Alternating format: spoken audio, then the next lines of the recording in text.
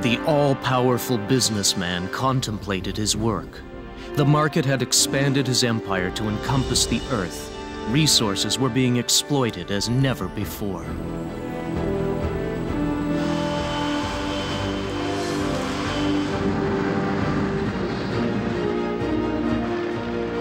However, many riches still eluded him. Riches that a few dreamers naively attempted to withhold from the market in the name of the common good.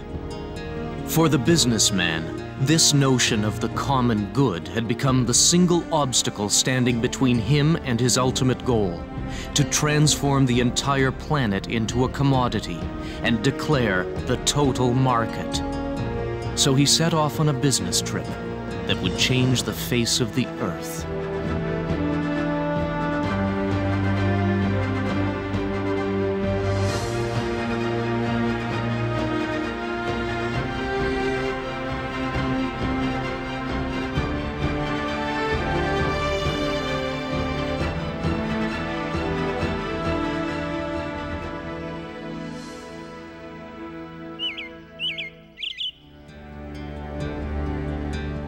Since the beginning of time, the amount of water on the earth had remained unchanged. The same could not be said, however, for its quality. The businessman, a master at exploiting scarcity, believed there was no longer a choice. It was time to make water a commodity and let the market's invisible hand regulate its trade.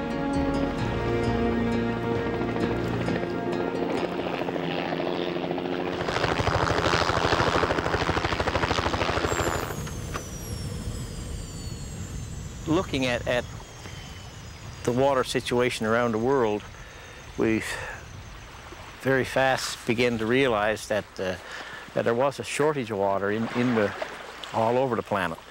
And with this lake here, I mean, it's a very unique lake, very good quality of water, and we just got the idea of looking for to do something with it, you know, to get it out and to market the water. Like the flow from Gisborne Lake, of course, is it's 100 million cubic meters a year. So we were looking at taking 25 million, which is 1/4 of the flow from the lake. If you try to stockpile it, where's it going to go? Can't be done. It's going to go anyway. I think that if you say there's an excess of water, that you're taking a very narrow view of what water does.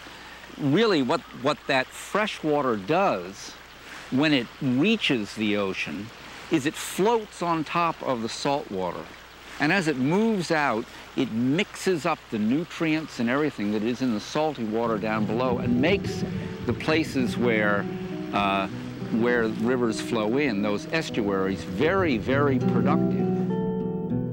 I had to do a 2.5 or 3 year environmental impact study, and anybody else that want to take water from Newfoundland or anywhere else are going to have to do the same studies. This all has to be done. And then if there's available water, if it's a surplus of water, then we should sell it. It should go. We should do it. Any province that starts to export bulk water for commercial purposes basically triggers the North American Free Trade Agreement.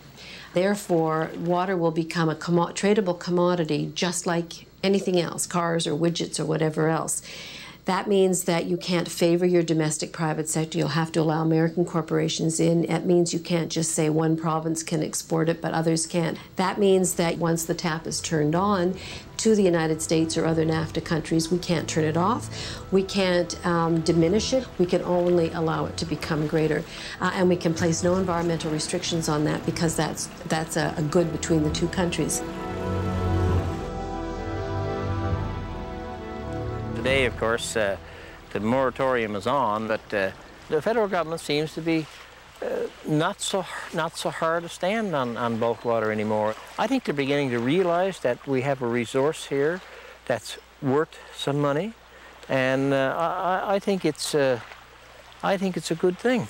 You know, it's almost like saying that you're not going to sell your water. It's almost like saying Saudi Arabia saying, look, we're not going to sell our oil. It's the same thing. We speak of these things as resources. And we do the same thing with iron and copper and nickel and things like this. But in all of these sorts of things, you have a choice.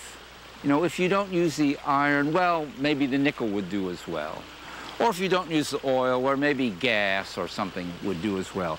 But water is very, very different from this because there is no alternative. There is only water. It is the essential ingredient of life. If you don't have water, you don't have life.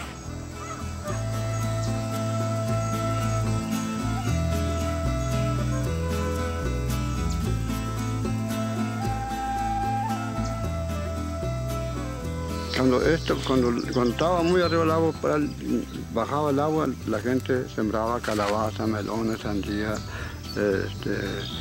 maíz. Entonces eso se acabó. No más agricultura, pescado no hay, se acabó el río, se acabó todo. El agua llegaba hasta aquí. Estos palos eran para proteger que las olas no comieran. Entonces, era mucha agua. De aquí era el río doble que está ahí. ¿Y por qué no hay agua más? Porque no hay, pues, porque Estados Unidos la tiene detenida y no hay agua.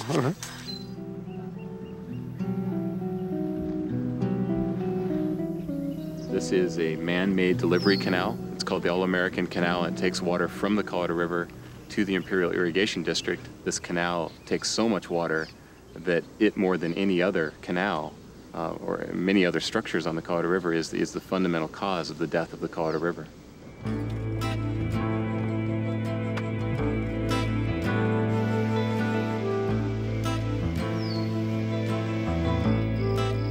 This is the Imperial Valley Irrigation District, located in one of the driest deserts in the world. You know, in an area that gets less than 3 inches of rainfall a year, you have crops like alfalfa and wheat and many livestock. It's a huge landscape of agribusiness. It's not agriculture, it's agribusiness. On top of the former desert ecosystem, there is no living with the ecosystem.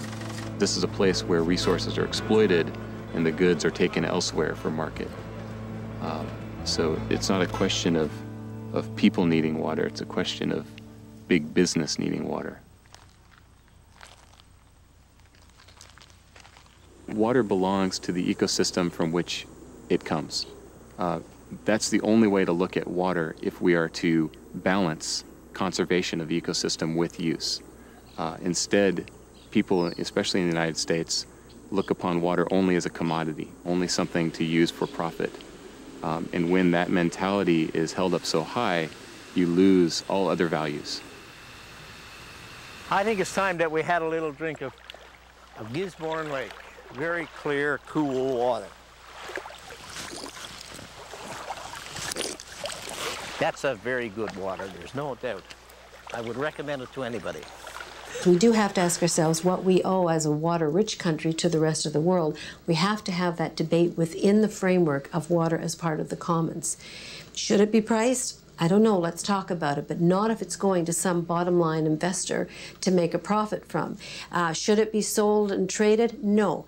Should it be shared? Maybe, but it should be shared on humanitarian grounds. What these corporations are talking about, what these businessmen are talking about, what the trade agreements are talking about is taking water from the good, as a common good, to making it a private commodity and then controlling it and selling it for profit. This means that that water will get to those corporations or those cities or those places that can afford to buy it, and it will never get to the millions and millions of the world's people who are desperately needing it.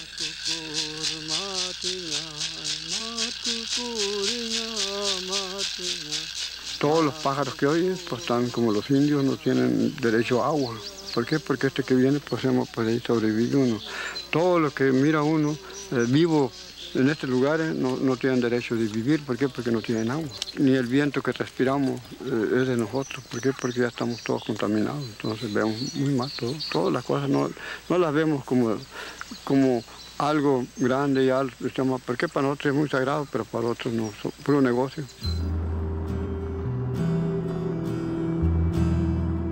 And the businessman contemplated his work and saw that it was good for the shareholders.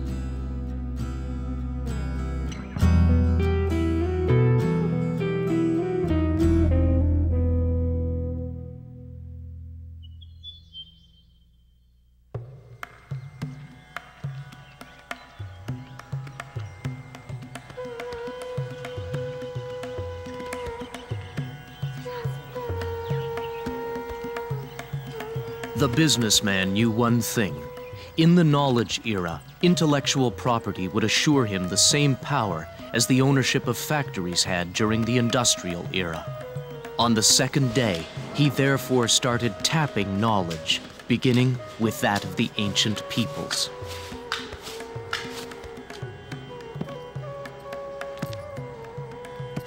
ये हमारा पेड़ होता है, common पेड़ है, बहुत नीम बोलते हैं इसको।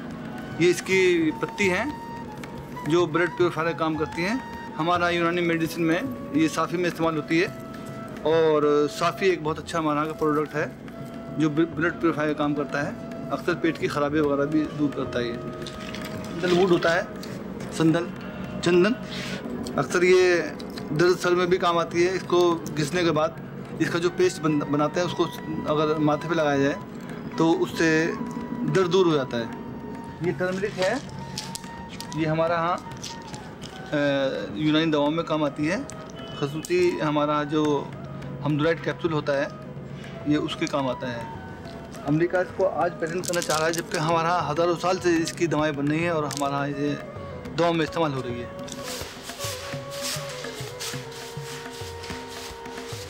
Corporations are taking our plants, are taking our knowledge and saying that they are their inventions.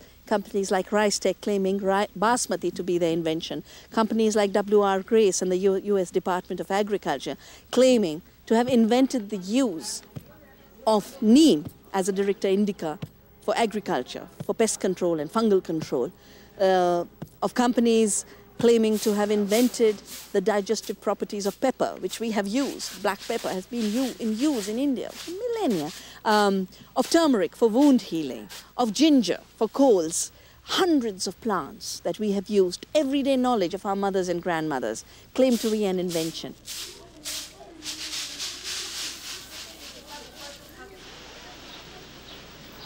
इसमें सुकारी इसमें कीड़ा कोई वो ना लग सके इसमें कोई ये लग जाए सुरसुड़ी इसमें कोई दिमक दामक कोई ना लगे बचपन से जब ही हम करने लग गए बड़ा देखे अपना फिर हम करने लग गए फिर मार बालक देखे ये वे भी करने लग जाएगा डालो इसे न डालो People describe India as a rich country where poor people live. What is our richness due to? Biodiversity, traditional knowledge, our intellectual prowess and so on. But we have remained poor because we have not created wealth out of it. If you look at the herbal product market last year, it was $61 billion. By 2020, it is expected to be $5 trillion. So therefore, these markets are going to be very, very large indeed. And for that, what are the attributes that you require? You require rich biodiversity and you require the research and development effort to use that, not just to look at it and admire it and protect it, but use that to create new products.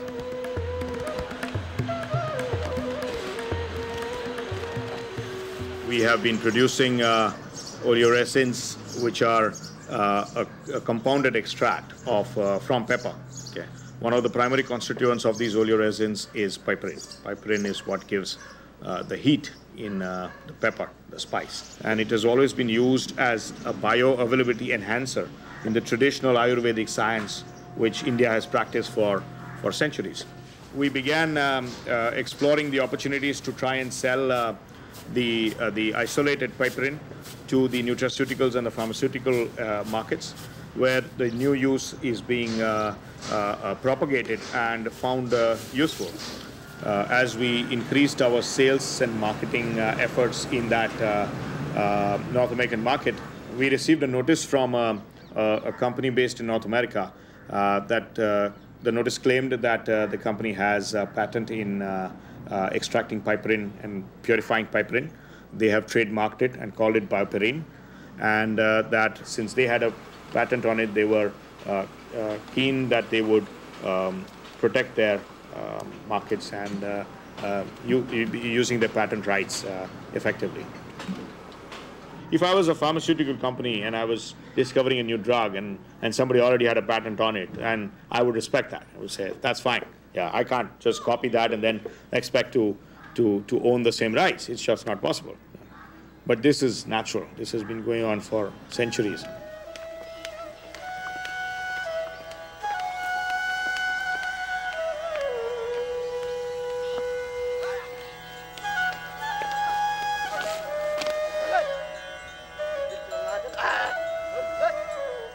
In this century of knowledge, if India doesn't want to remain poor, I think we have to learn the game. Therefore, there is a massive movement that we have started on patent literacy, intellectual property literacy, in the academia, in the universities, in industry, and so on and so forth. My own laboratories are becoming patent savvy. For example, in terms of foreign patents, 4 years ago, we just had filed 50 foreign patents. The following year, 100. Last year, it was 200. This year, I'm very happy to say, 450 patents have been filed. People are getting used to it. And people are also finding that by licensing patents, they are able to create wealth for the institution, for the nation, and partly, of course, for themselves. Why not? The moment you have taken a patent, even an Indian, you have started the floodgates to the privatization of life. And anyone taking a patent on what is a commons is creating an enclosure of that commons. The real response to biopiracy is to keep seeds, plants, animals' knowledge in the commons.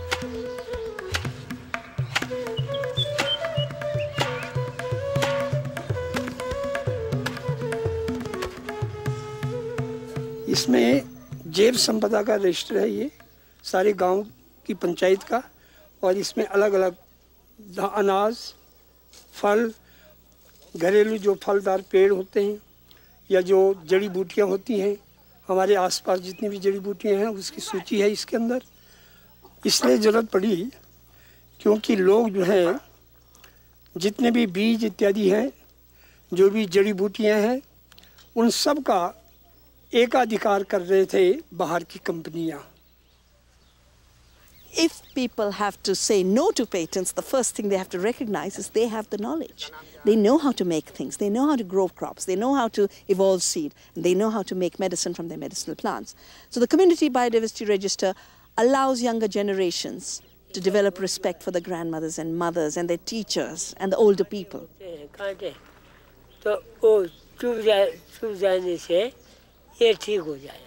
The other thing it does is empowers the community. As a community, starts to think of itself as collective. It starts to think about the common good. It starts to say, this biodiversity is ours, collectively. This knowledge is ours, collectively. Now, once that consciousness is established, remembered, and settled, no one can say, pay us royalty for this seed, pay us royalty for this medicine. It's impossible to work patents in that culture of the common good, of the common heritage of knowledge and biodiversity. Has taken a government the size of India with its historical opposition to the patent system, and with a crop as important as basmati or neem, where they've actually come to fight. Most developing countries and most farmers or indigenous people have absolutely no capacity whatsoever to take on those challenges, and they don't even know about them. I mean, again, the average cost of litigation of $1.5 million, and we're recognizing that these are national laws, and therefore, if you're an indigenous community, you've got to have lawyers available in Munich for the European patent system, in Washington for the US, and in Tokyo for the Japanese system, in order to defend your patent or defend your rights. It's impossible. So 99% of the time, the indigenous communities have not the slightest idea that they've been ripped off.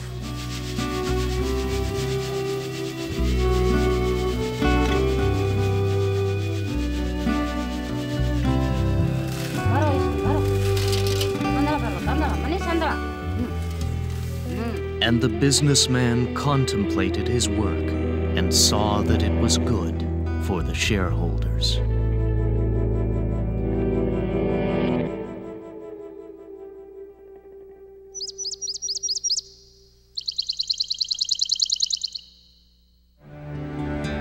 Often during his travels, the businessman would become very annoyed by the bothersome ability of plants to reproduce. Then, an extraordinarily bold idea came to him. To put an end to this wasteful situation, the businessman decreed that from that time forward, seeds and all they begat would become private property.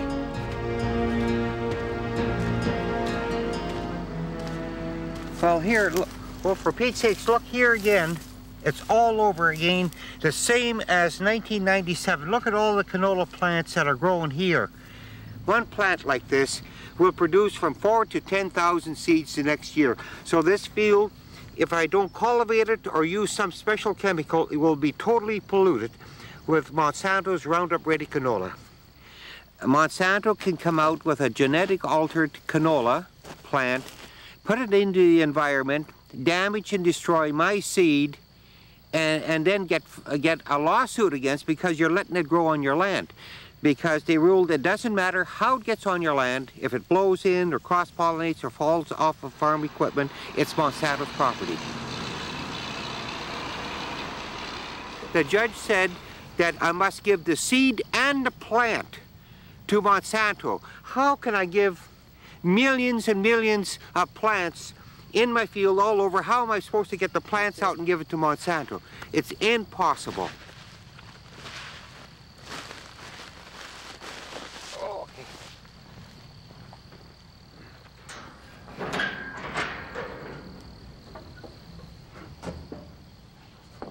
What gives Monsanto the right, in the first place, to receive permission to get a patent on a life-giving form?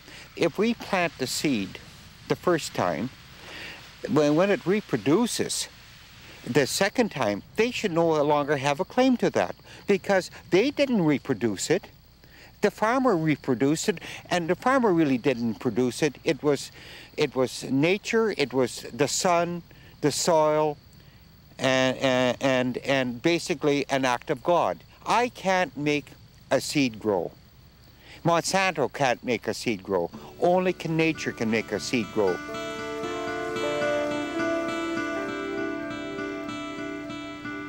Whether or not you can invent life is a different question from whether or not you can invent a new seed. In order to be patentable, the subject matter, a new seed, must be new, it must be useful, and it must be non-obvious. You know, it is certainly possible to develop innovations in seeds through a variety of techniques, including recombinant DNA and biotechnology, but not limited to those. You know, if you want to increase innovation of that sort, patents are a very effective way of doing so. The multinational companies like Monsanto do not want farmers to use their own seed. They want you to, a farmer, to come back, buy their seed every year. Then you have to buy their chemicals. You got to pay $15 an acre technology charge. You got to sign an agreement that you never use your own seed. So it takes the complete rights away from a farmer. Monsanto's police force can come on your land, we call them gene police, and go on your land for 3 years after you've grown it, go in your granaries, check your fields, go and check the seed in your granaries to see if you're not cheating. If Monsanto has to lower itself to a gutter-type level of a policy to sell their product, and in selling their product need a police force, something is wrong with the thinking and their policy of a company. To me, it's just plain wrong, wrong, wrong. No one compels a farmer to choose one seed or over another. He or she always retains the freedom to choose. If a farmer finds the right or privilege of saving seed to replant it more valuable to him or her than the added value that he or she will get from planting seed that they purchase every year from a company which holds a patent, then they're free to do so. They destroyed 53 years' work of seed development that I had done, and my seed was resistant to some of the diseases that we have here on the prairies in canola. All that is destroyed.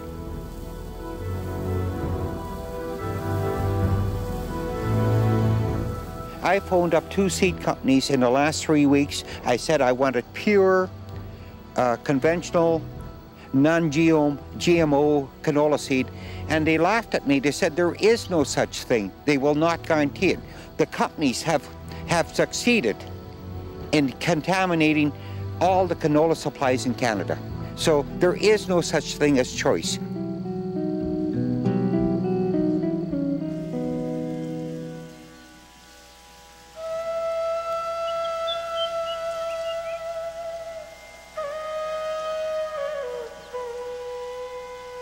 Well, the idea that farmers have a choice under a system controlled by corporations is totally false.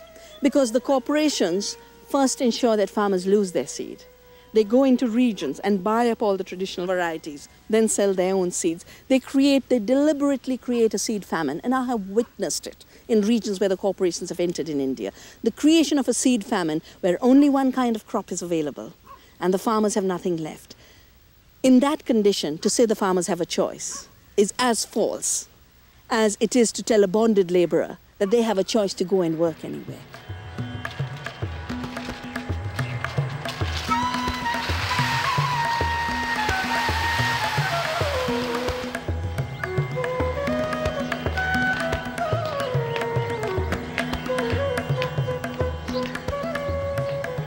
The idea of Navdanya as a commitment, my commitment for the rest of my life, is basically to have a biodiversity sanctuary, both to conserve the diverse species that we are losing, but not just to conserve them as a museum, not just to have it in museumized form, but to have them as seeds that farmers can collect and go into self-sufficiency, go into sustainability.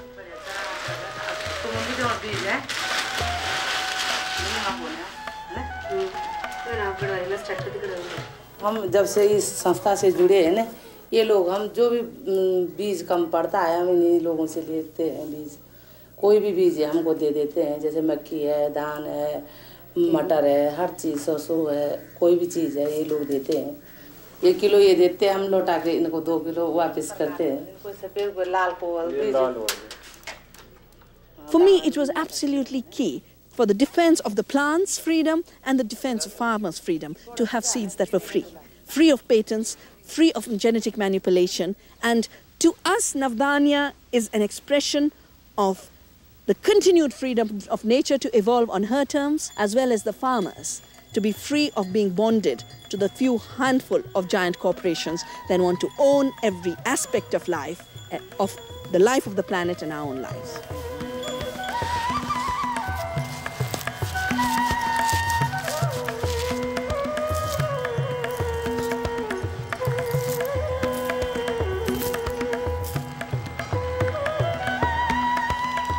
A simple calculation that activists have done worldwide shows that patents from seed, and this would be pirated patents because most of the genetic resources and biodiversity which is being patented comes from the third world, patents would increase the debt burden on third world countries tenfold. The third world is already reached its limits of survival with the present debt. The debt created by this piracy would wipe out possibilities of life under conditions of poverty that have been created through colonialism and various waves of ingenious transfer of wealth from the poor to the rich. And this is the last attempt being made. And the businessman contemplated his work and saw that it was good for the shareholders.